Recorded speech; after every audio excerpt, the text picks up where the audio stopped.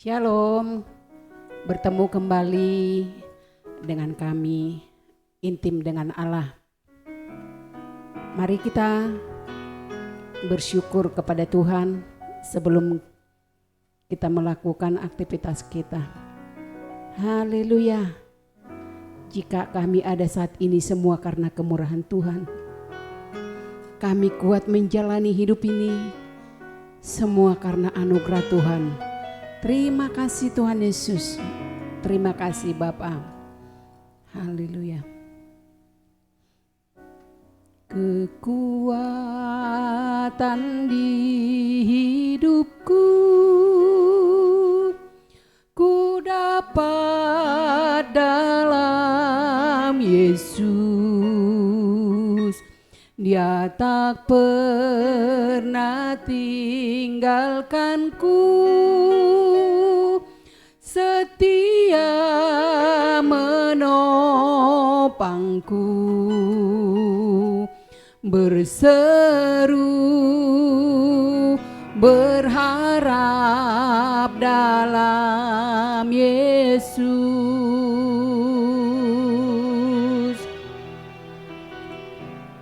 Kekuatan di hidupku ku dapat dalam Yesus. Dia tak pernah tinggalkanku, setia menopangku, berseru berharap dalam Yesus. Ajaib Kau Tuhan, penuh kuasa, sanggup pulihkan keadaanku. Dalam tangan-Mu seluruh hidupku tak akan goyah selamanya.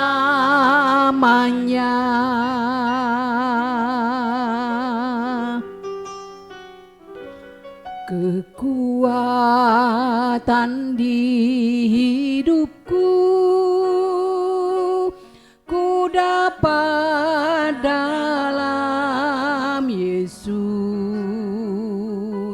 Dia tak pernah tinggalkanku, setia menopangku, berseru berharap dalam Yesus.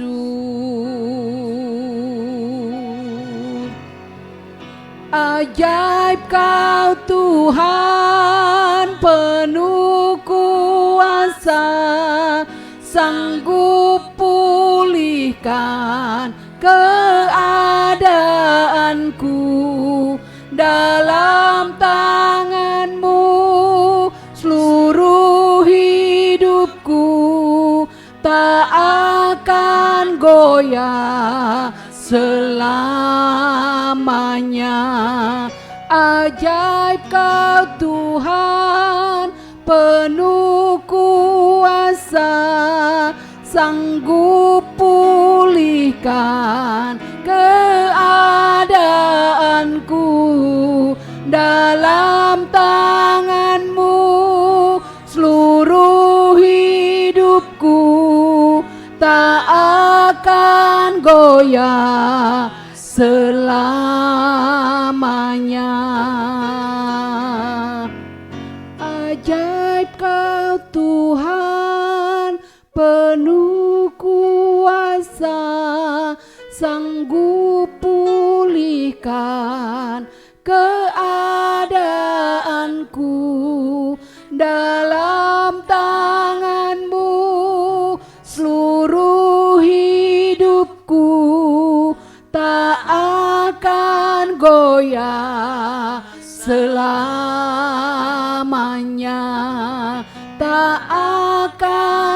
goyah selamanya, tak akan goyah selamanya.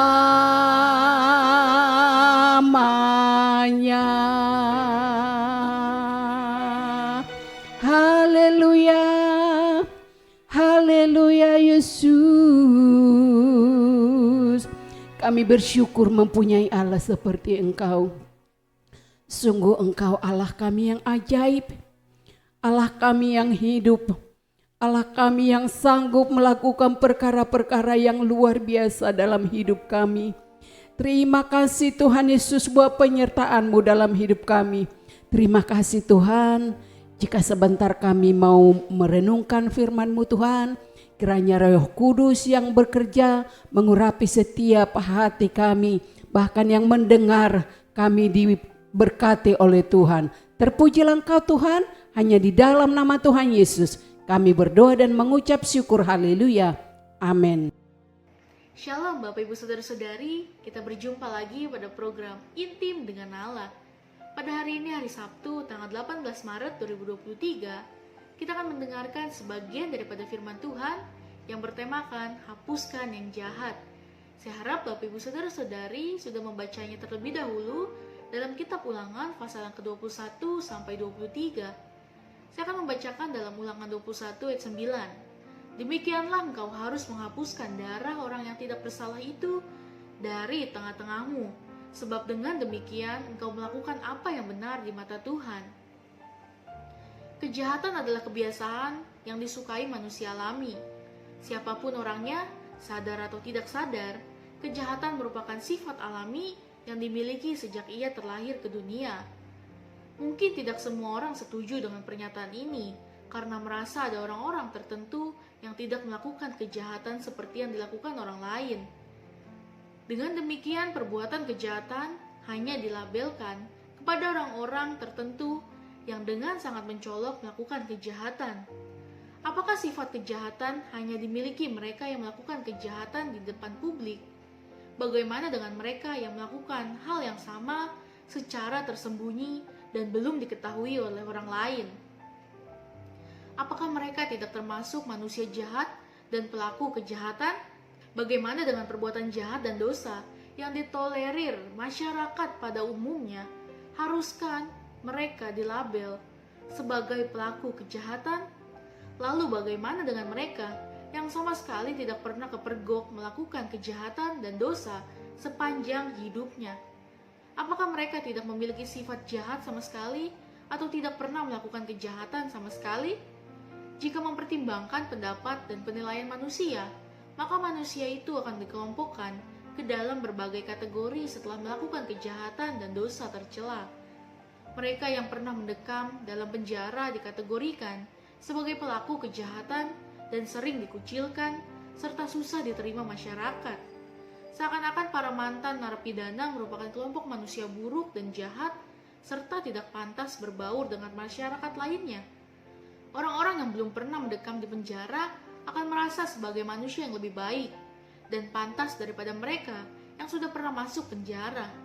Inilah sifat kelicikan hati manusia. Padahal mereka yang belum pernah masuk penjara belum tentu lebih baik daripada mereka yang sudah pernah mendekam dalam penjara.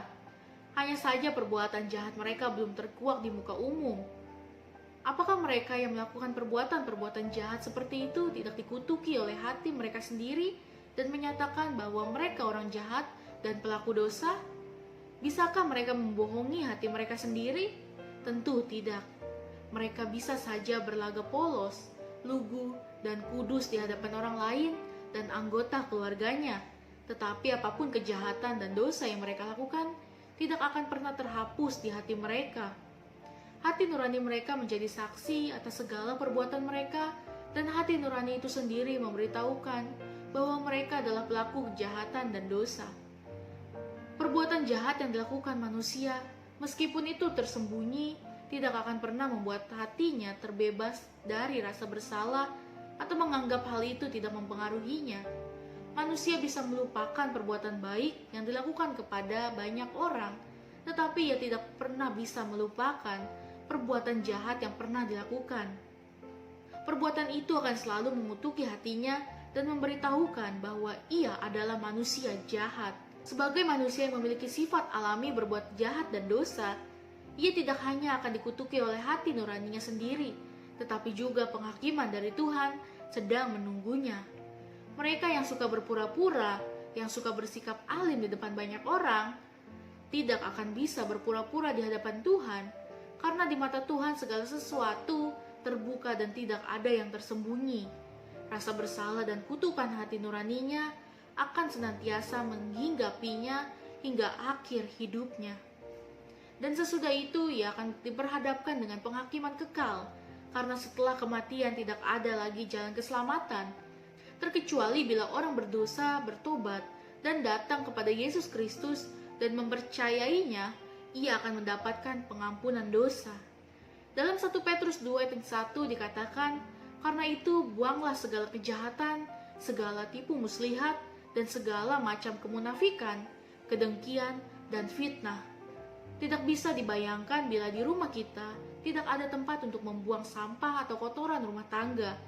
Sampah berserakan di mana-mana, belum lagi sisa makanan yang tidak segera dibuang, pasti akan menimbulkan bau yang tidak sedap. Hal ini menimbulkan ketidaknyamanan kalau kita menginginkan sesuatu yang baik, maka hal-hal yang tidak baik atau sampah-sampah yang masih ada di area hidup kita harus dibuang atau dihapus. Sayangnya, kita selalu punya beribu alasan untuk tetap menyimpan dan menyembunyikan sampah-sampah atau hal-hal yang kotor. Rasul Paulus menegaskan bahwa agar hidup kita dapat dipakai sebagai batu hidup untuk pembangunan suatu rumah rohani, bagi suatu imamat kudus, kita harus berani membuang segala kejahatan, tipu muslihat, kemunafikan, kedengkian, dan fitnah. Tetapi di dalam hati dan pikiran kita juga seringkali timbul niat-niat yang jahat. Pemazmur mengatakan dalam Mazmur 66 ayat 18, seandainya ada niat jahat dalam hatiku, tentulah Tuhan tidak mau mendengar. Tuhan tidak akan memakai hidup kita untuk menjadi alat kemuliaan-Nya. Selama masih ada sampah-sampah dalam hidup kita, Tuhan menghendaki kehidupan kita bersih dari segala yang jahat, karena Dia sudah menebus hidup kita dan mengangkat kita dari lumpur dosa. Mari kita hapus kejahatan dari hidup kita. Amin. Mari Bapak Ibu kita sama-sama berdoa. Terima kasih Tuhan Yesus untuk perenungan pada hari ini Tuhan. Tolong ajarkan kami terus Tuhan untuk membuang segala hal-hal kejahatan yang ada di diri kami Tuhan. Membuang segala sampah-sampah Tuhan, agar hati kami selalu bersih Tuhan, dan kami layak di hadapan-Mu Tuhan. Terima kasih Tuhan Yesus untuk perenungan hari ini, agar perenungan hari ini dapat merema selalu di kehidupan kami.